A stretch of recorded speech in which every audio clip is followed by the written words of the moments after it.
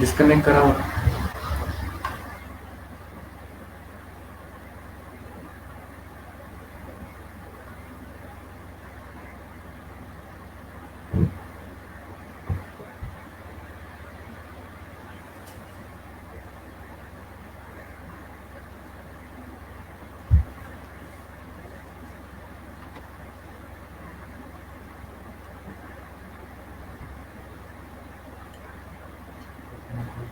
तिकडनं phone photo काढशील इकडचा.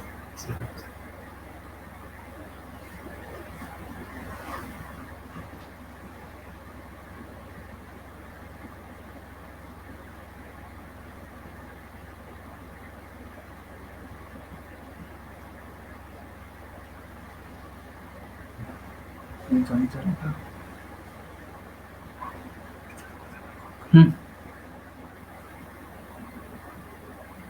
ठीक आहे. हा, नमस्कार.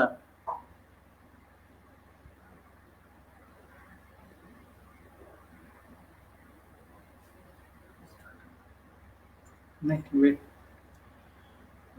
बाईकराव सर, थोडासा वेळ घेऊया आपण. अजून काही लोक कॉन्टॅक्टमध्ये येत आहेत, जॉईन होणार आहेत. तर थोड्या वेळ आपण थांबूया. माझा आवाज येतोय का आपल्याला? हॅलो.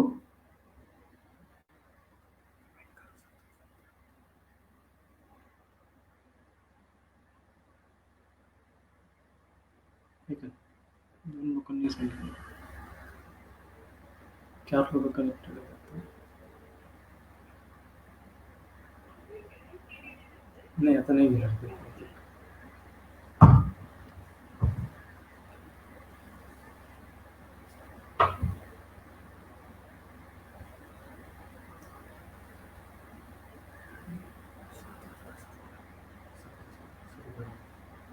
नाही, जॉईन होऊ दे, बघूया.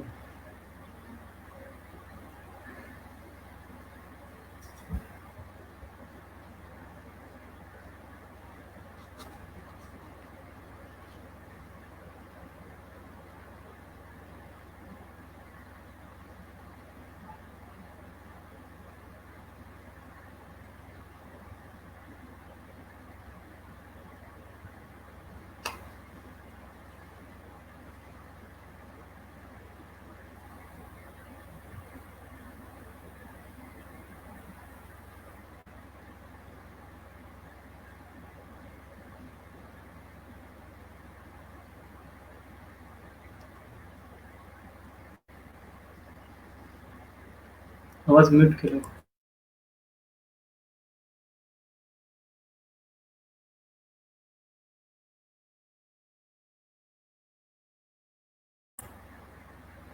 नाही, ते सांगतील.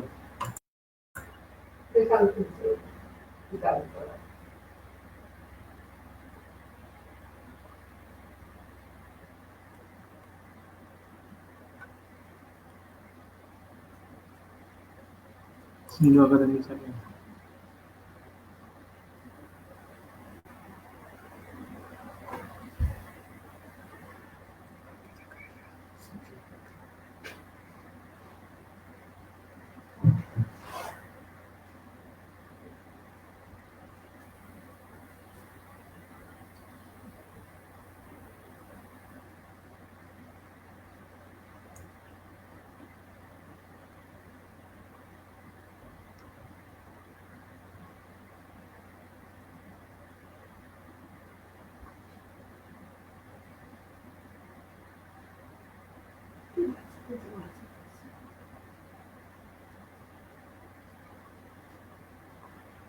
होत आहेत आता.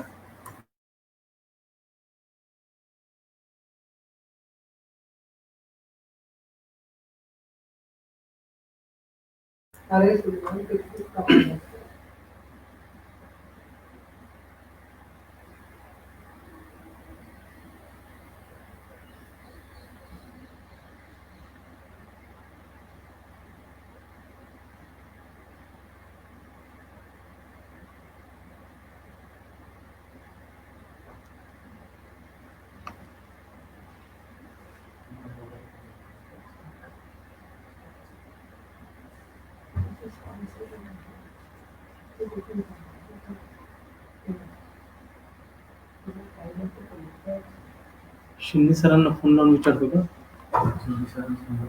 हा, सिंधू अकादमीस.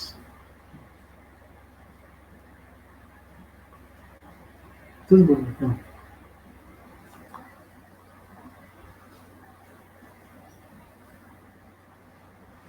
होत आहेत, आत्ता कनेक्ट होत आहेत.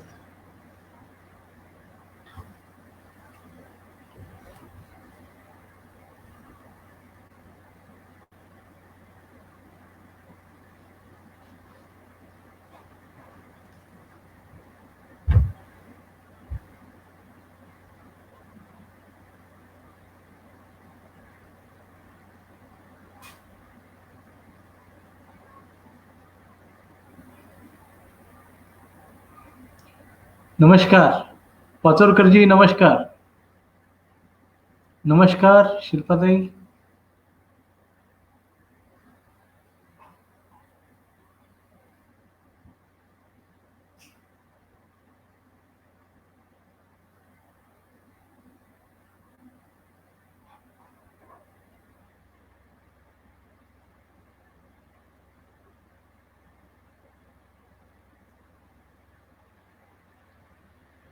मला वाटतं की आपण थोडा वेळ वाट बघूया, एक 5 मिनिटं. काही लोक जॉईन होत आहेत या कार्यक्रमाला.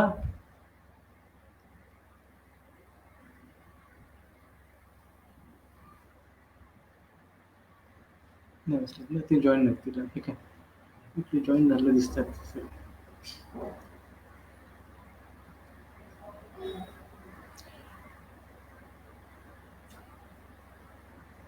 आपण सुरू करूया. जरा सिंधू अकादमीचं जे आहे ना फेसबुक पेज ओपन कर ना.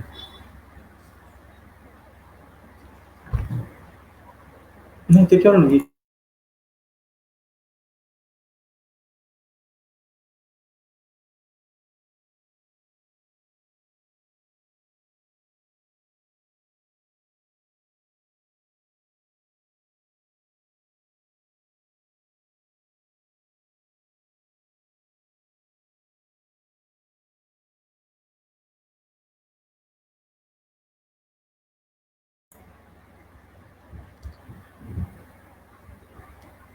केला. नमस्कार, मी डॉक्टर दिलीप बलसेकर, कार्यकारी संपादक व सचिव, गॅझेटियर विभाग, पर्यटन व सांस्कृतिक कार्य विभाग, मंत्रालय, मुंबई. आज आपल्या सर्व इतिहास अभ्यासक आणि इतिहासाच्या ज्या काही उपशाखा आहेत त्याचे अभ्यासक, संशोधक यांच्या समोर गॅझेटियरचं महत्त्व आणि उपयुक्तता या विषयावर आपल्याशी काही संवाद साधणार आहे. सर्वप्रथम सिंधुजन अकादमी च्या या 71व्या पुष्प गुंफण्याच्या अनुषंगाने मी आपल्या समोर एक संवाद साधणार आहे. त्याचप्रमाणे या अकादमीने मला काही बोलावं गॅझेटियरच्या बाबतीत म्हणून निमंत्रित केलं. त्यामुळे मी या अकादमीचे डॉक्टर सुजित शिंदे आणि श्री पंकज बाविस्कर यांचा मी अत्यंत आभारी आहे की त्यांनी आज मला निमंत्रित केलं. आणि माझं नाव ज्यांनी सुचवलं ते आमचे मित्र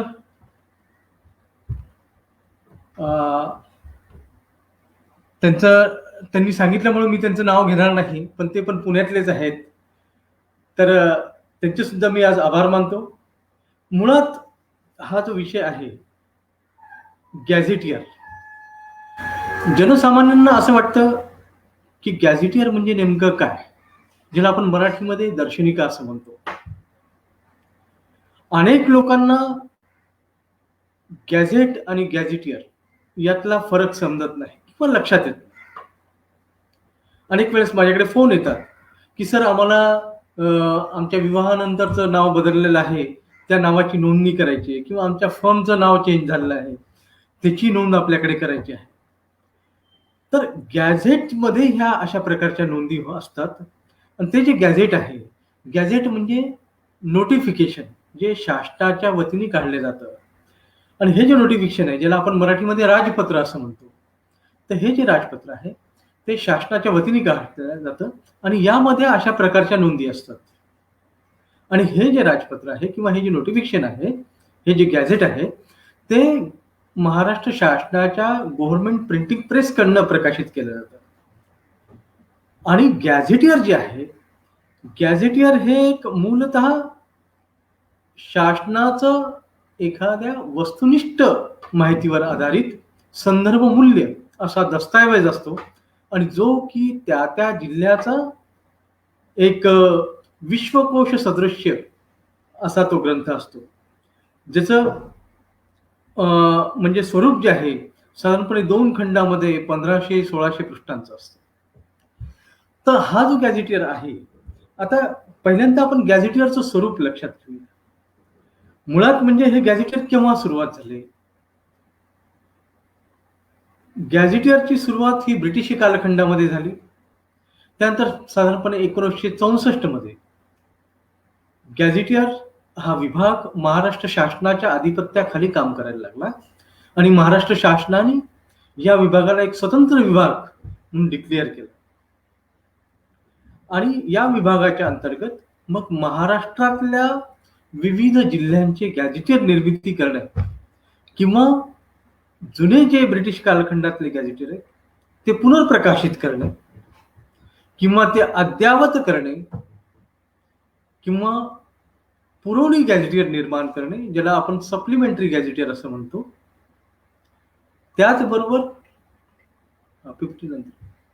त्याचबरोबर अशा विविध 6 मालिका अंतर्गत आपण गॅझेटियर प्रकाशित करतो. यामध्ये जिल्हा गॅझेटियर, त्याचबरोबर राज्य गॅझेटियर अशा 2 मालिका आहेत. तर जिल्हा गॅझेटियर तर त्या जिल्ह्याचं वस्तुनिष्ठ माहितीवर आधारित 12 प्रकरणामध्ये तो एक इन्सायक्लोपीडिया असतो त्या जिल्ह्यासाठी. परंतु तुम्ही जर बघाल तर राज्य गॅझेटियर जी स्कीम आहे, ते राज्य गॅझेटियर हे विविध विषयांवर आधारित, म्हणजे महाराष्ट्रातलं एक महत्वपूर्ण विषय घेऊन, महाराष्ट्राचा वैशिष्ट्यपूर्ण विषय घेऊन त्या विषयावर आधारित संपूर्ण अभ्यासपूर्ण असं गॅझेटियर ते काढलं जातं. ते एकाच खंडामध्ये असतं. आणि हे जे गॅझेटियर आहेत, राज्य गॅझेटियर जे आहेत, ते मराठी आणि इंग्रजी या दोन्ही माध्यमामध्ये काढलं जातं. त्यानंतर आपली जी स्कीम आहे, जी सप्लिमेंटरी गॅझेटियरची आहे, की साधारणपणे एक गॅझेटियर निघाल्यानंतर, एखाद्या जिल्ह्याचं गॅझेटियर निघाल्यानंतर त्यानंतर एक 10-15 वर्षानंतर त्यामध्ये आमूलाग्र असे बदल होतात किंवा बरंच तिथे उद्योगधंदे वाढतात किंवा तिथल्या जे ब्रिज आहेत ते वाढतात, तिथले दळणवळणाची व्यवस्था वाढते, त्यामध्ये अनेक प्रगती होत असते. आणि मग ती जी झालेली प्रगती आहे ती जुन्या गॅझेटियरमध्ये येत नाही. तर म्हणून मग ते पुरवणी गॅझेटियर काढले जातात आणि हे जे पुरवणी गॅझेटियर आहेत त्यामध्ये जास्तीत जास्त स्टॅटिस्टिकल माहिती दिली जाते, म्हणजे सांख्यिकी माहिती दिली जाते. तर ही जी सांख्यिकी माहिती आहे ती आपण शासनाच्या कार्यालयाकडनं तो डेटा कलेक्शन करून मग तो उपलब्ध केला जातो. आता त्यानंतर आणखीन एक स्कीम जी आहे ती म्हणजे स्वातंत्र्य आंदोलनाचा इतिहास. स्वातंत्र्य आंदोलनाचा इतिहास जे आहे, ज्याला आपण सोर्स मटेरियल म्हणतो, त्यामध्ये जसं क्विट इंडिया मुवमेंट आहे महात्मा गांधींची, असे वेगवेगळ्या विषयावर आधारित आजपर्यंत आपण 13 खंड काढलेले आहेत. आणि आता जो 14वा खंड काढतो आहोत तो बारडोली सत्याग्रहाचा काढतो आहोत. तर त्याबद्दलही आपण नंतर बोलूच, विस्तृतपणाने बोलूया. पण सध्या मी ह्या मालिकांचं आपल्याला माहिती देतो. त्यानंतर स्वातंत्र्य सैनिक चरित्रकोश, यामध्ये काय आहे की हा साधारणपणे 1960 ते 70च्या दशकामध्ये काढलेले ग्रंथ आहे. त्यावेळेस आपण अगदी ग्राम पातळीपर्यंत जाऊन स्थानिक पातळीवरून डेटा कलेक्शन केलेला आहे आणि ज्या ज्या लोकांनी स्वातंत्र्य लढ्यामध्ये आपलं योगदान दिलेलं आहे, काही भूमिका बजावली आहे, त्यांची थोडक्यात सारांश रूपामध्ये माहिती या स्वतंत्र सैनिक चरित्र कोशामध्ये दिली आहे. आणि ते जे ग्रंथ आहेत ते मराठवाड्याचा वेगळा आहे, पश्चिम महाराष्ट्राचा वेगळा आहे, विदर्भाचे खंड 2 खंड वेगळे काढलेले आहेत. तर ही एक मालिका आहे. त्यानंतर आहे महात्मा गांधी संकलित वाङ्मय. तर महात्मा गांधीजींचे जे एकूण 98 खंड आहेत त्यापैकी आपण जवळजवळ 61 खंड हे मराठीमध्ये प्रकाशित केलेले आहेत आणि टोटल 98 खंड आता ते भाषांतरित करून एकत्रितरित्या मराठीमध्ये ई बुक स्वरूपामध्ये काढण्याचा आपलं प्रयोजन आहे. तर आता आपण गॅझेटियरच्या पार्श्वभूमी ही लक्षात आलेली आहे तुम्हाला. आणि त्यानंतर आता स्लाइड शो कडे आपण वळूया.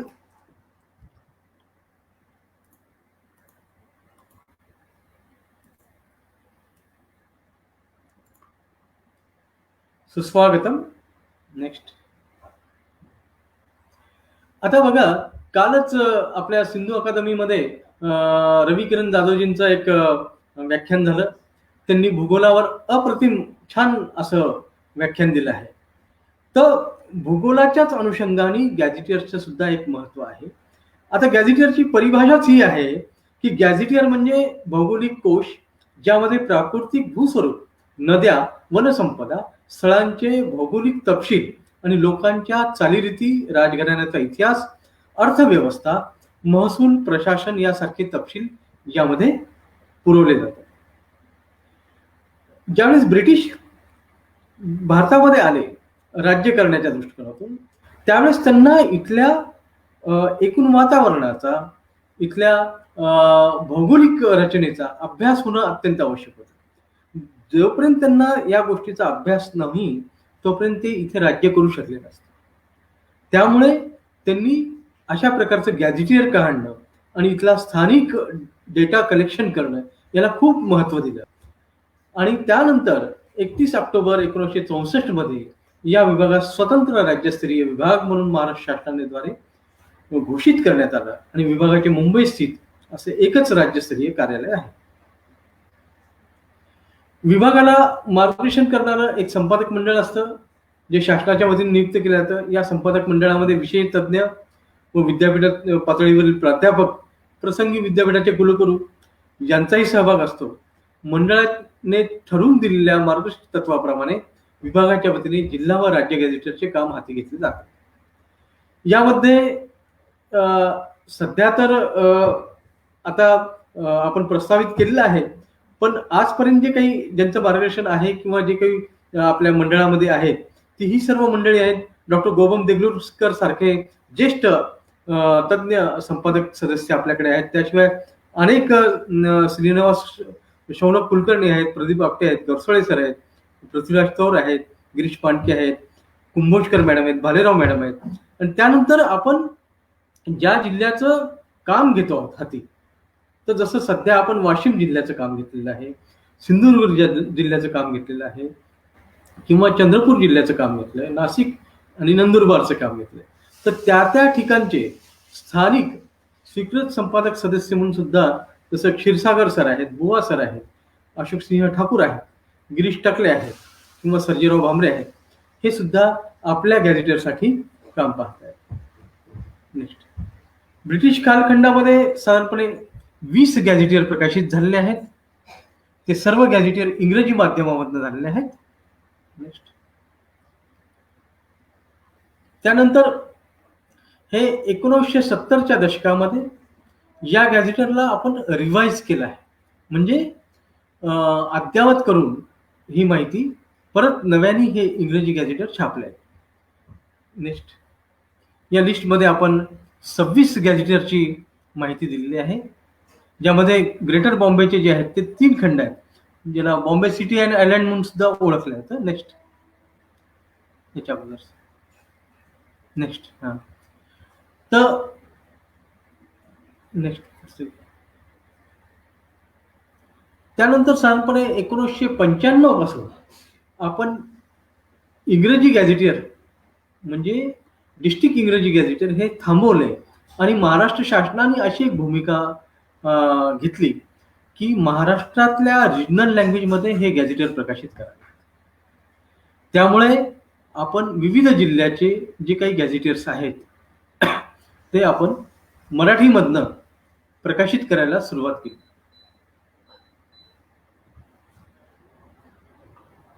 त्यानंतर मी आत्ताच जे बोललो ते source material for a history of the freedom movement in India, यामध्ये आपण 13 खंड काढलेले आहेत आणि 14वा खंड जो आहे तो आपला बारडोली सत्याग्रहाचा योग घातलेला आहे. नेक्स्ट, नंतर मी आत्ताच आपल्याला सांगितलं की स्वातंत्र्य सैनिक चरित्रकोश. स्वातंत्र्य सैनिक चरित्रकोश मध्ये सुद्धा आपण 3 विविध विभागाचे ग्रंथ प्रकाशित केलेले आहेत आणि त्यानंतर महात्मा गांधी संकलित वाङ्मयाचं सुद्धा चरित्रकोशाचे 61 खंड आपण मराठीमध्ये पुस्तक स्वरूपात काढले. पण आता हीच मालिका आपण ई बुक स्वरूपामध्ये एकूण 98 खंडाची एकत्रितरित्या सीडी मध्ये काढणार आहोत. नेक्स्ट, आता मी जसं बोललो तर जिल्हा गॅझेटर हे एक विश्वकोश सदृश्य ग्रंथ असून हे विद्यापीठीय स्तर व अन्य संशोधन क्षेत्रात संदर्भ ग्रंथ म्हणून उपयुक्त आहे. यामधील माहिती पुढील म्हणजे 12 प्रकरणामध्ये विभागलेली असते. जसं संक्षिप्त रूपात सांगायचं म्हणलं तर भूगोल आहे, इतिहास आहे, लोक आहे, कृषी व जलसिंचन आहे, उद्योगधंदे आहेत, बँक व्यवसाय आहे, वाहतूक व दळणवळण आहे, आर्थिक विकास आहे, प्रशासन आहे, सामाजिक सेवा आहे, सांस्कृतिक किंवा तिथले प्रेक्षणीय स्थळे आहेत किंवा तिथली ग्रामनिर्देशिका आहे. या सगळ्या विविध 12 प्रकरणामध्ये इत्थंभूत माहिती सविस्तरपणे आपण त्याला देतो. आजपर्यंत साधारणपणे 10 जिल्हा गॅझेटर आपण प्रकाशित केलेले आहेत मराठीमध्ये. त्यामध्ये परभणी आहे, कोल्हापूर आहे, वर्धा आहे, रायगड आहे. तिकडनं बंद केलं का? एक मिनिट. कोल्हापूर आहे, वर्धा आहे, रायगड आहे, जळगाव आहे, सातारा आहे.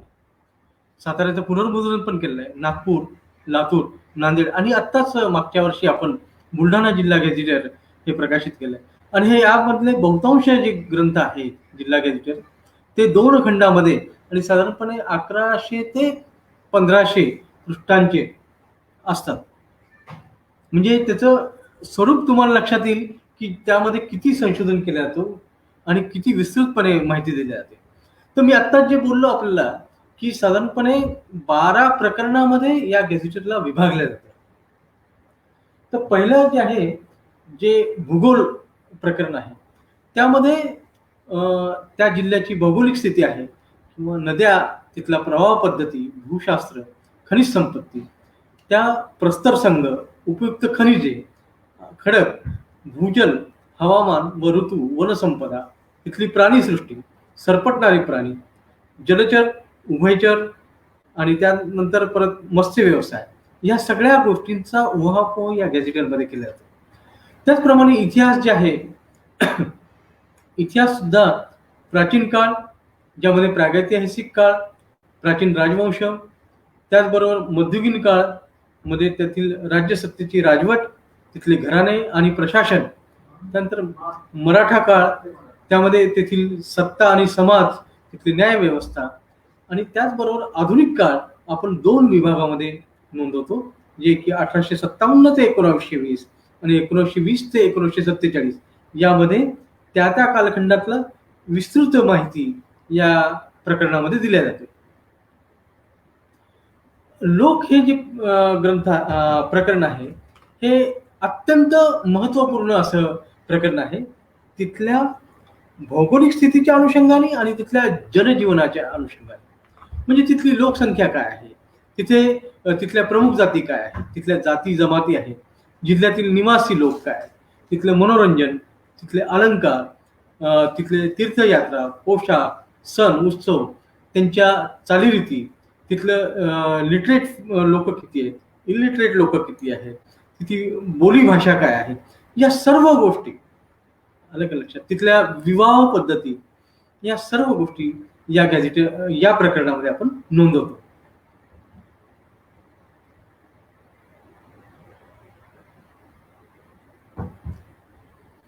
यानंतर प्रकरण 4 मध्ये आपण हे कृषी व जलसिंचन चं प्रकरण आहे.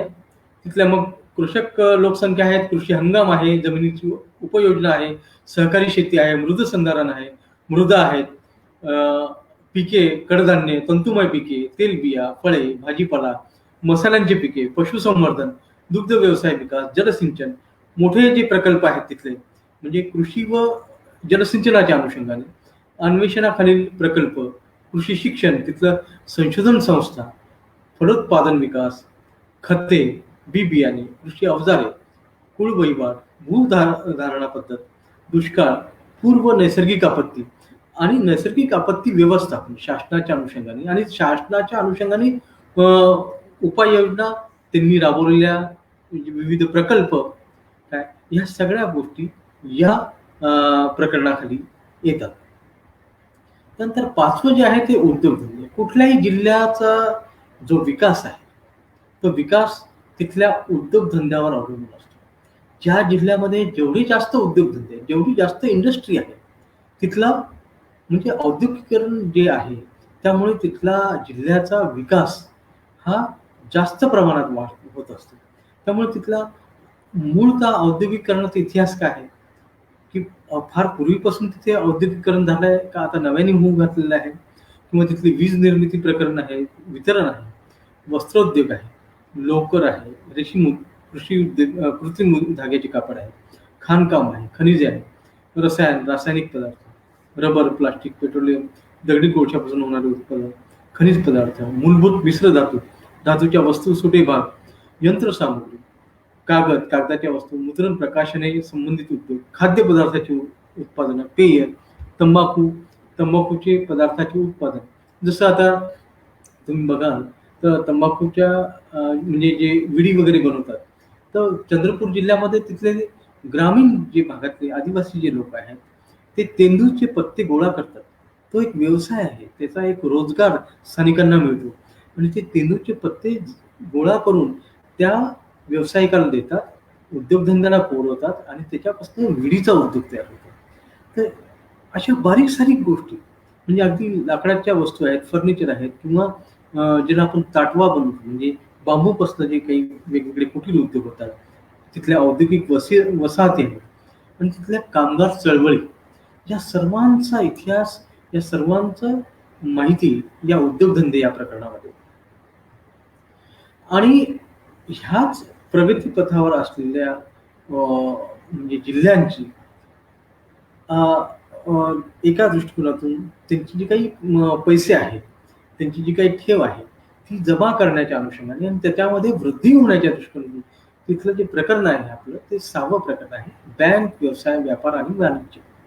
तर हे तिन्ही एकमेकाशी पूरक असे आणि या प्रकरणामध्ये मग तिथली सावकारी पद्धत असेल, सहकार चळवळ असेल, सहकारी बँका असतील, उद्योगांना अर्थसहाय्य असेल, मग शासनाच्या वतीने सुद्धा उद्योगांना अर्थसहाय्य असेल.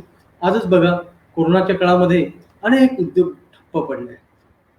कामगार आपल्या आपल्या भागामध्ये निघून गेलेले आहेत, आपल्या आपल्या राज्यामध्ये निघून गेले. पण शासनाची भूमिका बघा की स्थानिकांना भूमिपुत्रांना न्याय द्यायचा आहे, त्यांना आपल्याला उद्योगधंद्यासाठी आकर्षित करायचे, त्यांना एक पूरक व्यवसाय निर्माण करून द्यायचे, त्यांना रोजगार द्यायचा आहे आणि त्या अनुषंगाने शासनाने अशी भूमिका मांडली आहे की उद्योगधंद्यांना आपण अर्थसहाय्य करूया, रोजगार उपलब्ध करूया.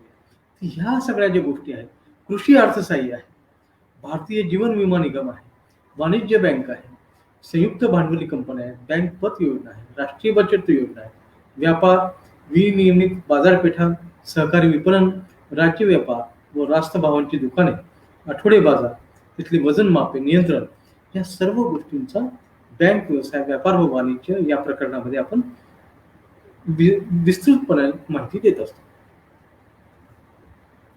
त्यानंतर जे काही उत्पादन त्या जिल्ह्यामध्ये होत असतं, जी काही तिथे औद्योगिक क्रांती होते, पण जर तिथे वाहतूक आणि दळणवळणाची व्यवस्था नसेल तर त्या जो तो जिल्हा आहे तो त्या राज्यातून इतर राज्याशी कनेक्ट होऊ शकत नाही. तसंच राज्याशीच नाही तर आंतरराष्ट्रीय बाजारपेठांशी सुद्धा तो कनेक्ट होऊ शकत नाही. त्यामुळे तिथले प्राचीन रस्ते काय होते, तिथली दळणवळणाची साधने काय आहेत, रस्ते, राष्ट्रीय महामार्ग, प्रमुख राज्य महामार्ग, मुख्य जिल्हा मार्ग, इतर जिल्हा ग्रामीण रस्त्यांची डांबरीकरण, नाबार्डच्या मदतीने 12 रस्त्याचे कार्यक्रम, दलित वस्ती जोड रस्ते कार्यक्रम, पूल, वाहतूक प्रकरण, लोहमार्ग, नवीन प्रस्तावित मार्ग, नागरी वाहतूक, सोडियमचे दिवे, त्यानंतर स्वयंचलित वाहने, रस्ते अपघात, राज्य परिवहन, जलवाहतूक पद्धती, पर्यटन सुविधा, विश्रामगृहे, धर्मशाळा, डाक, तार व दूरध्वनी, हवाई वाहतूक, दूरदर्शन, आकाशवाणी आणि सामूहिक दूरदर्शन संच अशा अनेक गोष्टींच्या इत्थंभूत माहिती या प्रकरणामध्ये आपण देत असतो. प्रकरण 8 मध्ये आर्थिक विकास. आतापर्यंतची जी काही आपण 7 प्रकरणं बघितली त्यापैकी जे काही 5 प्रकरणं आहेत म्हणजे भूगोल आणि इतिहास सोडून, तर इतर 5 प्रकरणावर आधारित हा तिथल्या हे जे प्रकरण आहे आर्थिक विकास हे लिहिलं जातं आणि त्याच प्रकरणावरून माहिती घेऊन उपलब्ध साधनसामुग्री, कृषी अर्थव्यवस्था, पशुधन विकास, जलसिंचन विकास, वाहतूक व दळणवळण विकास, सेवा योजना, आर्थिक नियोजन, विकासाच्या प्रादेशिक असमतोलता अनुशेष, विविध कल्याणकारी योजना ज्या शासनाच्या वतीने योजल्या जातात, किमती, भाव पातळी, उपजीविकेचे आकृतीबंध आणि तिथला राहणीमान, ह्या सगळ्या गोष्टी या प्रकरणामध्ये येतात. आता हे एक फार महत्वाचं प्रकरण आहे, प्रशासन. आजही बघा महाराष्ट्र किंवा भारताची राज्य व्यवस्था किंवा प्रशासकीय व्यवस्था ही अगदी ब्रिटिशांनी जी काही नमूद केलेली आहे त्याच धर्तीवर आजही चालू आहे. त्यांनी जे काही नियम आखून दिलेले आहेत ते नियम आजही आपण पाळतो. म्हणजे पर्टिक्युलरली प्रशासकीय ऍडमिनिस्ट्रेटिव्ह दृष्टिकोनातून. तर यामध्ये प्रशासनामध्ये हाच महत्वाचा भाग आहे. प्रशासकीय व्यवस्था, जमीन महसुलाचा इतिहास, पोलीस आहेत तिथले, कारागृह आहे, नगरसेना आहे, न्यायालय आहे, जिल्हा व सत्र न्यायालय आहे, स्थानिक स्वराज्य संस्था आहेत, याची इत्थंभूत माहिती या प्रकरणामध्ये आपण देत असतो. नंतर एक प्रकरण आहे 10 सामाजिक सेवा. या सामाजिक सेवामध्ये आपण सोशल हिस्ट्रीच्या अनुषंगाने सुद्धा खूप महत्वाचा एक योगदान या प्रकरणामध्ये देतो. तसं तिथलं पण या प्रकरणाचं महत्व आज जरी कोणाला लक्षात नाही आलं तरी भविष्यामध्ये याचं खूप महत्व आपण विशद करू शकतो. तसं सामाजिक सेवेमध्ये तिथलं शिक्षण आहे, साक्षरता आहे, प्रौढ शिक्षण आहे, पूर्व प्राथमिक शिक्षण आहे, प्राथमिक शिक्षण आहे, माध्यमिक शिक्षण आहे, उच्च शिक्षण आहे, कृषी व पशुवैद्यकीय शिक्षण आहे, तंत्र शिक्षण, तिथे उपलब्ध असलेली ग्रंथालय, सार्वजनिक आरोग्य व वैद्यकीय सेवा, समाज कल्याण, धर्मादाय व स्वयंसेवी संस्था, तिथल्या शिक्षण संस्था, जिल्ह्यातील काही सेवाभावी संस्था यांची सर्व माहिती या प्रकरणामध्ये दिल्या जाते. नाही आहे.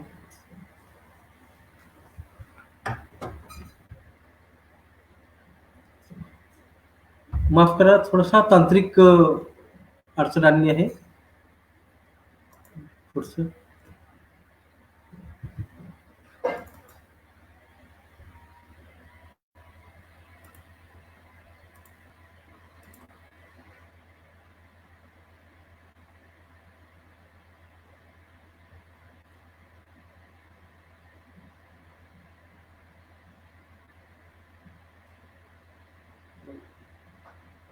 दहा हा आपण परत कंटिन्यू करतो आहेत. थोडासा तांत्रिक अडचण निर्माण झाली होती, माफ करा. प्रकरण 11 म्हणजे संस्कृती, हे म्हणजे तिथलं कल्चर. ऍक्च्युली ब्रिटिश कालखंडामध्ये जे काही गॅझेटर प्रकाशित झाले त्यामध्ये हे प्रकरण नव्हतं, पण आपण महाराष्ट्र शासनाने यावर एक भर दिलाय की त्या त्या जिल्ह्याची एक संस्कृती ही एक स्वतंत्र प्रकरणामध्ये विशद होणं फार गरजेचं. आणि त्या अनुषंगाने त्या जिल्ह्यातील संस्कृत शिक्षणाची परंपरा आहे किंवा विविध भाषांची परंपरा आहे, संत साहित्य आहे, मराठी साहित्य आहे, हिंदी साहित्य आहे, जिल्ह्यातील वृत्तपत्र आहे, पत्रकारिता आहे, वृत्तपत्रांची यादी आहे, किंवा संगीत, मराठी नाटककारांची परंपरा, रंगभूमी संबंधात नाट्य संस्थांचे योगदान, चित्रपट निर्मिती, तिथली स्थानिक बोलीभाषा, विविध लोककला प्रकार, आधुनिक चित्रकला व मूर्तिकला, जिल्ह्यातील शिल्पकला, कला शिक्षण विषयक संस्था, उपक्रम आणि तिथल्या कला अकादमी, तिथले व्यासंगी कलाकार किंवा आपल्याला म्हणता येईल की साहित्य क्षेत्रातील नामवंत लोक ज्यांनी त्या जिल्ह्यासाठी फार मोठं योगदान दिलंय, अशांची सर्वांची माहिती यामध्ये येत असते. त्यानंतर प्रकरण 12 जे आहे ते आपण प्लेसेस ऑफ इंटरेस्ट म्हणजे प्रेक्षणीय स्थळे, त्या जिल्ह्यातले महत्वपूर्ण प्रेक्षणीय स्थळे कुठले आहेत. म्हणजे एखादा जर परकीय पर्यटक आला किंवा परकीय नाही, एखाद्या राज्यातून एखादा पर्यटक आला किंवा एखाद्या दुसऱ्या जिल्ह्यातला पर्यटक आला, तर तो त्याला लक्षात आलं पाहिजे की त्या जिल्ह्यामध्ये नेमकं काय पाहण्यासारखं आहे. कुठले प्लेसेस ऑफ इंटरेस्ट असे आहेत की जिथे त्याचं काय महत्व आहे. मग तिथलं ऐतिहासिक महत्व असेल, तिथल्या गुहा असतील, तिथले शिल्प असतील, तिथले लेणी असतील, काय तिथले महत्वपूर्ण तलाव असतील, महत्वपूर्ण बगीचे असतील, किल्ले असतील, या सर्व प्रेक्षणीय स्थळांची माहिती या प्रकरणामध्ये आपण देत असतो. त्यानंतर ग्रामनिर्देशिका. ग्रामनिर्देशिकेमध्ये हा एक महत्वाचा भाग आपण आपल्या गॅझेटेरमध्ये सुरुवात केला. म्हणजे अगदी तालुक्यामध्ये जी काही छोटे छोटे गाव आहेत, त्या गावांची सुद्धा माहिती आपण यामध्ये देत असतो. याचं वैशिष्ट्य हे आहे की फार पूर्वी बघा, एक लातूर जिल्ह्यामध्ये खिल्लारी इथे भूकंप झाला होता. तर ह्या प्रशासनाला सुद्धा माहिती होण्याच्या दृष्टिकोनातून आपलं गॅझेटियर फार उपयुक्त झालं की अगदी 5 किंवा 10 घरांची जरी लोकवस्ती असेल तरी त्याची नोंद या आपल्या गॅझेटियरमध्ये असते. म्हणजे भूकंपाचा धोका किंवा किती लोकांना त्याची आपत्ती सहन करावी लागली याची माहिती आपल्या गॅझेटियरमध्ये असते. आणि ह्या ग्रामनिर्देशिकेमध्ये ते गाव, मग तिथून रेल्वे स्टेशन किती दूर आहे किंवा जवळची सडक कुठली आहे, कुठलं स्टेशन जवळ आहे, बस स्टँड कुठलं जवळ आहे, तिथे जलव्यवस्था आहे की नाही, पाण्याची व्यवस्था आहे किंवा नाही, किंवा तिथे लाईटची व्यवस्था आहे किंवा नाही, तिथे किती लोक वस्ती आहे, किती लोक शिकलेले आहेत किंवा शाळा आहे किंवा नाही, मग शाळा नाही आहे तर मग किती लांबवर शाळा आहे, तिथे अन्य काय वाहतूक व्यवस्था आहे किंवा आठवडी बाजार भरतो का नाही, तिथली ग्रामदेवता काय आहे किंवा तिथले यात्रा उत्सव कुठल्या होतात, तिथली संस्कृती काय आहे, याची डिटेल माहिती या ग्रामनिर्देशिकेमध्ये आपण देत असतो. आता गॅझेटियरचे महत्व आणि उपयुक्तता या विषयावर आपण प्रतिवर्षी 3 परिसंवादाचे आयोजन करतो. प्रामुख्याने आपण विद्यापीठी स्तरावर हे परिसंवाद घेतो आणि त्याचबरोबर विविध कॉलेजमध्ये सुद्धा अशा प्रकारचे परिसंवाद घेत असतो.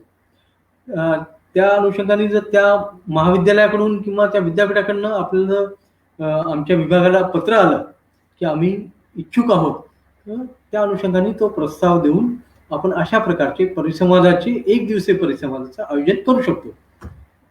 नेक्स्ट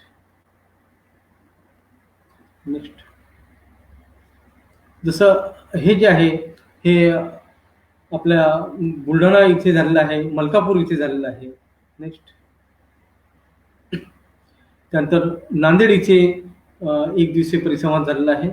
नेक्स्ट मुंबईचं बिर्ला महाविद्यालय इथे झालेलं आहे. त्यानंतर पुणे विद्यापीठ म्हणण्यापेक्षा टिळक महाराष्ट्र विद्यापीठामध्ये झालेलं आहे, जळगाव विद्यापीठामध्ये झालेलं आहे. अशा अनेक ठिकाणी आपण हे कार्यक्रम घेतलेले आहेत. त्यानंतर आणखीन एक आहे की लोकांपर्यंत पोहोचण्याच्या दृष्टिकोनातून आपण गॅझेटियरचं ग्रंथ आणि ई-बुकचं प्रकाशन सोहळा तर करतोच माननीय मंत्री महोदयांच्या हस्ते. नेक्स्ट पण त्याचबरोबर या ई-बुकचं प्रदर्शन व विक्री पण केले जाते आणि त्याच्यामध्ये त्याला काही सवलत पण दिल्या जाते. तर जसं दिल्ली हाट आहे, दिल्लीला आपण प्रदर्शन घेतलेलं आहे किंवा अनेक ठिकाणी आपण हे प्रदर्शन केलेले आहेत. ज्यावेळेस एखाद्या जिल्हा गॅझेटियरचं प्रकाशन होतं तर त्या जिल्हा गॅझेटियरची ग्रंथदिंडी मोठ्या स्वरूपात काढल्या जाते आणि त्या प्रकाशनाचा सोहळा हा मोठ्या प्रमाणात म्हणजे स्थानिक जिल्हा पातळीवर अनेक लोकांना त्या ग्रंथाची माहिती व्हावी आणि आपल्या जिल्ह्याचा हा ग्रंथ प्रकाशित होतोय याचा एक उत्साह त्यांच्यामध्ये निर्माण व्हावा, या अनुषंगाने आपण ग्रंथदिंडी काढतो आणि अशा प्रकारचा कार्यक्रम तिथे घेत असतो. आता आगामी गॅझेटियरच्या अनुषंगाने विविध जिल्हाधिकाऱ्यांसोबत आपण बैठका घेतो, तज्ज्ञांसोबत बैठका घेतो. तर जसं आपल्या सिंधुदुर्गमध्ये बैठक घेतलेली आहे, वाशिममध्ये बैठक घेतलेली आहे, अनेक ठिकाणी चंद्रपूरला बैठक घेतलेली आहे.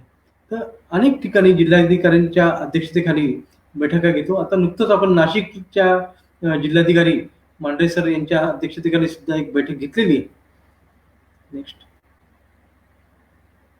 आणि या बैठकीमध्ये शासनाच्या सर्व विभागांचे अधिकारी किंवा त्यांचा प्रतिनिधी या बैठकीला आपण बोलवतो, जेणेकरून त्यांना अवगत झालं पाहिजे की अशा प्रकारचं गॅझेटियर इथे काढलं जात आहे आणि जर माझे अधिकारी तिथे गेले डेटा कलेक्शनसाठी तर त्यांनी सहकार्य केलं पाहिजे. आणि याचबरोबर स्थानिक पातळीवरचे जे काही आपले संशोधक आहेत, महत्वपूर्ण ज्यांनी योगदान दिले असे व्यक्ती आहेत, त्या व्यक्तींसोबत स्थानिक संशोधकांसोबत इतिहास अभ्यासकारांसोबत आपण एक स्वतंत्र बैठक घेतो आणि त्यांचं सुद्धा आपण माहिती त्यांचे सहकार्य या गॅझेटियरसाठी घेत असतो.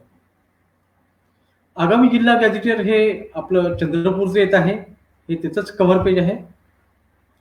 त्यानंतर आपल्याच विभागामध्ये सेतू माधवराव पगडी जे कार्यकारी संपादक व सचिव होते त्यांच्या नावाने एक संदर्भ ग्रंथालय काढलं. आजपर्यंत आपल्या विभागामध्ये खूप अशी ग्रंथ आहेत, पण ती जनसामान्य अभ्यासकांसाठी उपलब्ध नव्हती.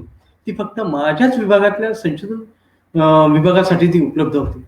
तर त्यामुळे इथे जी काही ग्रंथसंपदा आहे ते विविध अभ्यासकांसाठी किंवा PhD स्कॉलर आहे किंवा एखादे छोटे प्रोजेक्ट घेत आहेत, ICHRचा प्रोजेक्ट असेल किंवा कुठलाही प्रोजेक्ट असेल, तर त्यांना संदर्भासाठी जर काही गॅझेटियर पाहिजे असतील तर ते गॅझेटियर आपण इथे उपलब्ध केलेली आहे. आत्ताच नुकतंच माननीय देशमुख साहेब, अमित देशमुख साहेब जे ऑनरेबल मिनिस्टर आहेत आमचे कल्चरल डिपार्टमेंटचे, त्यांच्या अध्यक्षतेखाली एक बैठक झाली. त्यांनी वेगवेगळ्या विभागाचे संचालकांना बोलून मौलिक असं मार्गदर्शन केलं आणि आता गॅझेटियरच्या अनुषंगाने पुढचे पाऊल कसे टाकायचे आणि कुठल्या योजना राबवायच्या आहेत या अनुषंगाने त्यांनी खूप मौलिक असं मार्गदर्शन मला केलेलं आहे. आणि पुढच्या भविष्यात आपण पुढचे 4-5 वर्षासाठी एक विविध योजना घेऊन लवकरच जनतेसमोर येणार आहोत. हा माझा पत्ता आहे. ज्यांना कोणाला या विभागाच्या अनुषंगाने आणखीन काही माहिती हवी असेल आणि त्यांना जर कॉन्टॅक्ट करायचा असेल तर माझा नंबर पण इथे दिलेला आहे, इथे ईमेल पण आहे. मला वाटतं ईमेल ऍड्रेस आपल्याला दिसतोय का?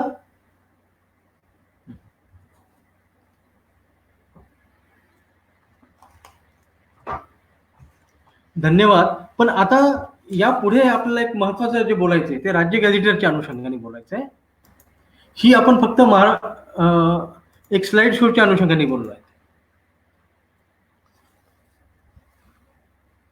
तर आता आपण राज्य गॅझेटियर जे आहेत ते विविध राज्य गॅझेटियर काढलेले आहेत, जे मी सांगितलं की त्या आपल्या महाराष्ट्राचे वैशिष्ट्यपूर्ण जिल्हे म्हणजे विषय घेऊन, राज्याचे वैशिष्ट्यपूर्ण विषय घेऊन त्याच्यावर एक स्वतंत्र ग्रंथ आपण काढत असतो. आणि हा जो ग्रंथ आहे त्या क्षेत्रातले तज्ज्ञ लोकांचं मार्गदर्शन आणि त्या तज्ज्ञ लोकांच्या सहकार्याने लेखन करून तो ग्रंथ काढतो. जसं स्थापत्य व कला हा ग्रंथ म्हणजे महाराष्ट्र आर्ट अँड आर्किटेक्चर हा इंग्रजीमध्ये पण काढतात आणि यापूर्वी मराठीमध्ये पण काढलेलं आहे. ज्याचं लेखन माननीय डॉक्टर अप्र जामखेडकर सरांनी केलेलं आहे. या ग्रंथामध्ये प्राचीन मध्ययुगीन काळातल्या लेणी आहेत आणि मंदिरं आहेत. तर मला या कार्यक्रमाच्या अनुषंगाने एक लोकांना सांगायचं आहे की तुम्ही जो काही शोध लावता, तुमच्या गावामध्ये एखादी लेणी सापडते किंवा एखादं शिल्प सापडते, एखादं मंदिर सापडते, कुठलीही गोष्ट सापडली किंवा तुम्हाला माहिती झालं तर ते प्रकाशित करण्याच्या अगोदर माझी एक विनंती असेल की पहिल्यांदा तुम्ही जे कोणी संशोधक माझे मित्र आहेत, अभ्यासक आहेत, तुम्हाला एक विनम्र अशी विनंती आहे की तुम्ही पहिल्यांदा आमचा गॅझेटियर संदर्भ घ्या. कारण गॅझेटियरमध्ये वस्तुनिष्ठ माहितीवर आधारित तज्ञ लोकांनी लिखाण केलेलं आहे. त्यामुळे तो जो संदर्भ आहे तो तुमच्या अभ्यासासाठी निश्चितपणे उपयुक्त ठरू शकेल आणि मग त्यावर तुम्ही लेख लिहा किंवा तो प्रकाशित करा. त्यामुळे काय होईल की तुमच्या लेखाला एक वजन प्राप्त होईल आणि तो एक मौलिक असा लेख लोकांना उपयुक्त ठरेल. त्या नाहीतर अनेक वेळेस काय होतं की काही लोक प्रकाशित करतात आणि नंतर ते गॅझेटियरचा संदर्भ घेतात. अरे हे तर गॅझेटियरमध्ये ऑलरेडी पब्लिश्ड आहे. तर ह्या गोष्टी होऊ नयेत. तर कुठला किल्ला असेल किंवा लेणी असेल किंवा शिल्प असेल, जे काय आहे तुम्हाला जे काही सापडलेलं आहे किंवा एखादा शिलालेख असेल, तर त्या अनुषंगाने पहिल्यांदा आमचे गॅझेटियर ग्रंथ पहा. दुसरं आहे महाराष्ट्राचा भूगोल. या विषयावर सुद्धा आम्ही काम करतो आहोत. त्यानंतर महाराष्ट्रातील चित्रशैली, मग ते भित्तिचित्र असतील, ते महाराष्ट्रातील चित्रशैली नेमकं काय आहे यावर एक स्वतंत्र ग्रंथ आपला येतो आहे. त्यानंतर भीमा खोरे हा ग्रंथ येतो. यापूर्वी आपण प्रवरा खोऱ्यावर गॅझेटियर काढलेलं आहे मराठीमध्ये. त्याचं इंग्रजी गॅझेटियर आपण काढतोय आणि भीमा खोरेचं आपण मराठीमध्ये ग्रंथ काढतोय. आणि तो ग्रंथ इतका मौलिक आहे की त्या ग्रंथामध्ये 2052 पर्यंत प्रिडिक्शन पण दिलेले आहेत की 2052 मध्ये भीमा खोरेची काय स्थिती असेल, तिथलं जनजीवन काय असेल, तिथली पाण्याची पातळी काय असेल, ही सगळी माहिती आपण त्यामध्ये देत आहोत. Historical geography of Maharashtra. Historical geography of Maharashtra म्हणजे नेमकं काय? तुम्हाला माहिती आहे फक्त जिओग्राफी तर माहिती आहे, पण हिस्टॉरिकल जिओग्राफी म्हणजे नेमकं काय? हिस्टॉरिकल जिओग्राफीमध्ये आपण जे विविध शिल्प म्हणजे शिलालेखामध्ये, ताम्रपटामध्ये जे काही ऐतिहासिक नावं आलेली आहेत, त्या नावावर आधारित त्या गावांचं, नावांचं असं लेख माहिती काढून त्याच्यावर हिस्टॉरिकल जिओग्राफी लिखाण केलेलं आहे. आणि तो ग्रंथ जो आहे त्याचा अनुवाद डॉक्टर देगलूरकर सरच करतायत आणि तोही ग्रंथ आपण लवकरच प्रकाशित करतो आहोत. त्यानंतर महाराष्ट्र भाषा व वाङ्मय हा एक खूप महत्वाचा ग्रंथ आहे. तर या भाषा वाङ्मयमध्ये 1970 पर्यंत जो एक माहिती घेतलेली आहे, तो ग्रंथ इंग्रजीमध्ये ऑलरेडी प्रकाशित झालाय, पण तो आता महाराष्ट्र शासनाच्या भूमिकेतनं आपण आता मराठीमध्ये प्रकाशित करतो अनुवादित. आणि या ग्रंथामध्ये मग महाराष्ट्रातील हिंदी आहे, संस्कृत आहे, सिंधी आहे, गुजराती आहे, अरबी आहे, फारसी आहे, उर्दू आहे, मराठी आहे, या सगळ्या भाषांवर आधारित लोकांनी काय योगदान दिलं आहे आणि इथली भाषा ही जिवंत कशी ठेवली आहे, तर त्या कुठल्या कुठल्या लेखकांना, कवींना, साहित्यिकांना पुरस्कार मिळाला आहे, याचं सगळं माहिती 1970 पर्यंत पहिल्या खंडामध्ये येत आहे. तर 1971 पासून आज ताब्यात हा एक दुसरा खंड आपण प्रकाशित करतो, ज्यामध्ये या भाषा तर आहेतच. हिंदी आहे, संस्कृत आहे, सिंधी आहे, गुजराती आहे, मराठी आहे, फारसी आहे, उर्दू आहे.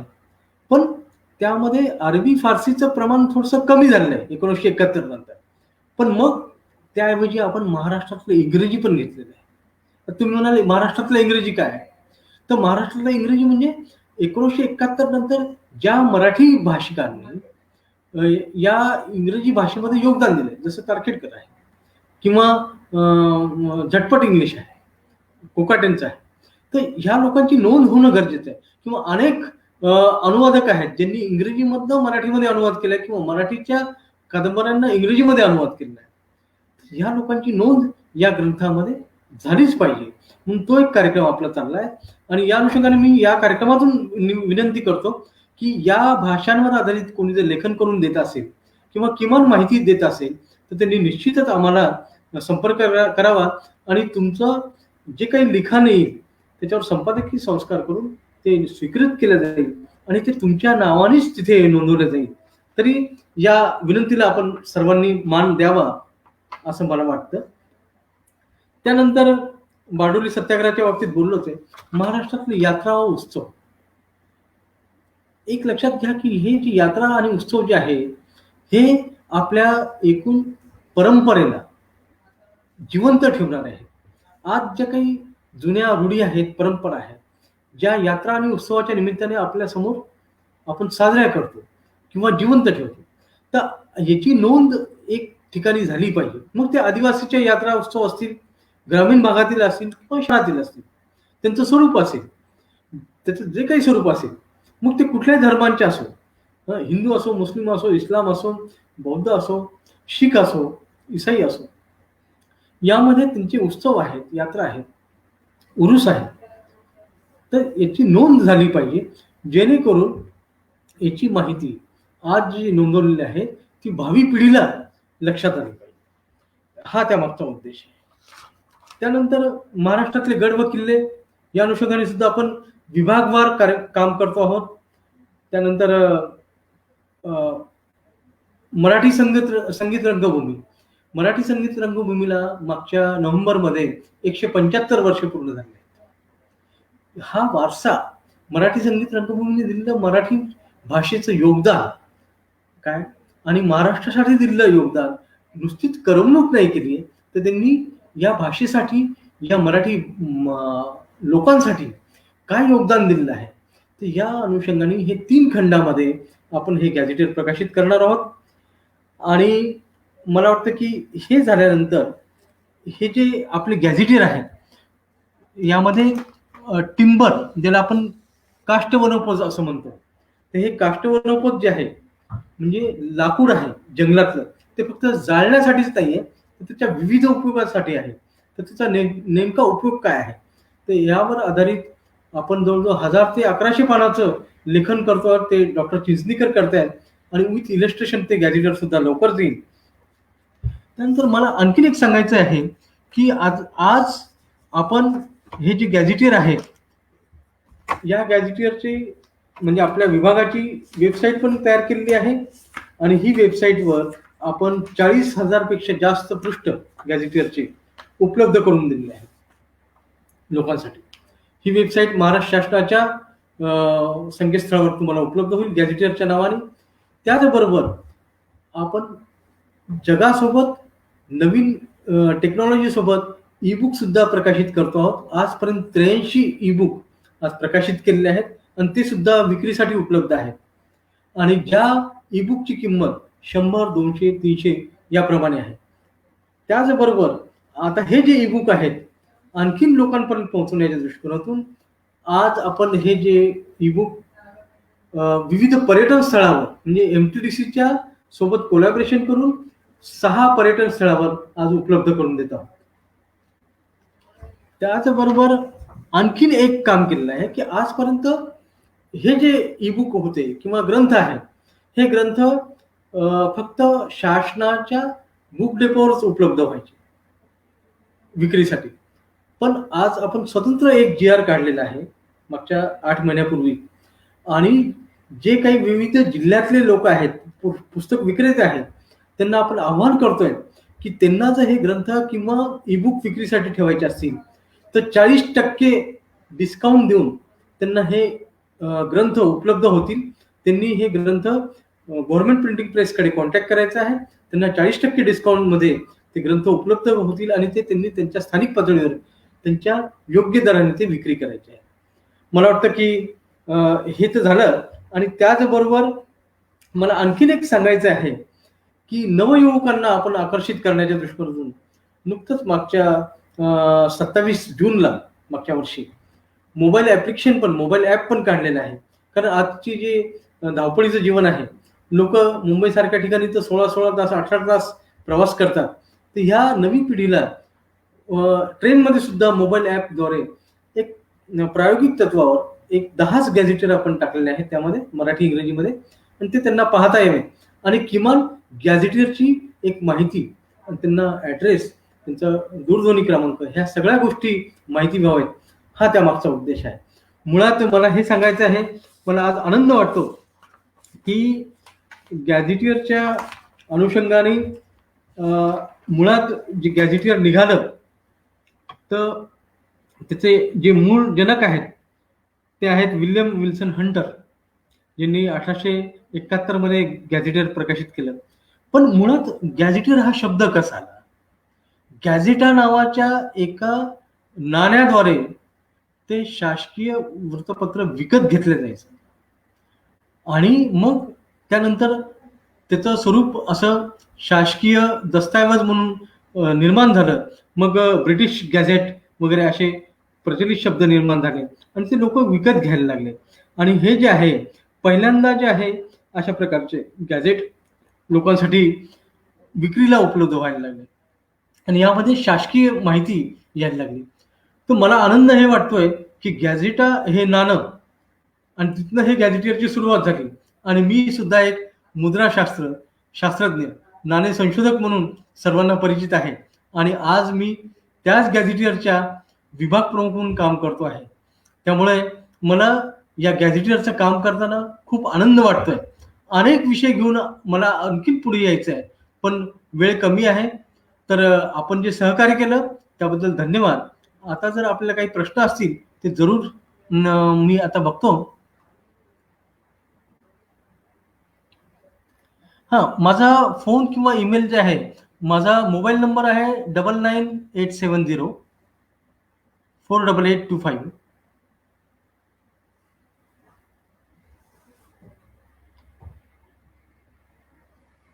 हां, स्वातंत्र्य चळवळीतील आदिवासींचे सुद्धा आपण नोंदवलेलं आहे, गॅझेटियरमध्ये आहेत. आपण फार छान प्रश्न विचारला शिल्पाताई.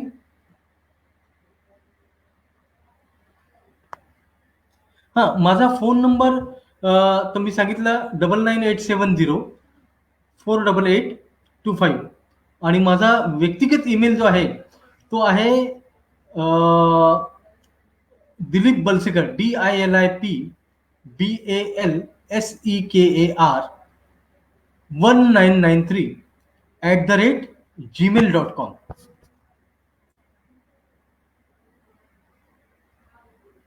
हो, या माहितीमध्ये पारंपरिक कौशल्य आणि ज्ञानाची संकलन असतं, निश्चितच असतं. आणि यासाठी तुम्ही सुद्धा जे आपण प्रश्नकर्ते आहात, आपण सगळे जाणकार आहात, तर तुमचं स्वागत आहे, की गॅझेटियरमध्ये तुम्ही सुद्धा योगदान देऊ शकता. माझं तर असं म्हणणं आहे, की न नव्या पिढीने समोर यायला पाहिजे आणि त्यासाठी गॅझेटियरचं जे आहे प्लॅटफॉर्म तुमच्यासाठी खुलं आहे. You are most welcome. अजून काही प्रश्न असतील तर आपण जरूर विचारा. मी माझा नंबर परत शेअर करतोय. माझा नंबर आहे 9987048825 आणि आणखीन मला सांगायचं की कुठल्याही महाविद्यालयामध्ये जर आपल्याला हा कार्यक्रम घ्यायचा असेल, एक दिवसीय परिसंवाद, तर त्या अनुषंगाने सुद्धा तुम्ही आमच्याशी कॉन्टॅक्ट करू शकता. धन्यवाद. नमस्कार.